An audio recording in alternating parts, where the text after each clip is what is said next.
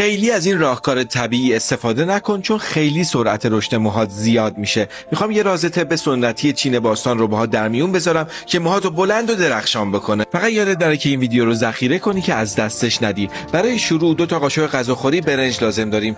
اول باید شستشو بدیم که تمام ناخالصیاش از بین بره. حالا هم 1 لیوان آب اضافه کنید. یکم هم بزنید و بذارید حداقل 3 ساعت یه گوشه بمونه. برنج سرشار از آمینو اسیدهایی که کف سر رو تغذیه میکنه، سرعت رشد موها رو زیاد میکنه و از شکنندگی موها جلوگیری میکنه. بعد از 3 ساعت آب برنجتون رو از صافی رد کنید، توی یک ظرف دربسته بریزید، بذارید 1 شب بمونه تا تخمیر بشه. آب برنج تخمیر شده نه تنها رشد موهات رو افزایش میده، بلکه ساختار مو رو تقویت میکنه و از شوره جلوگیری میکنه.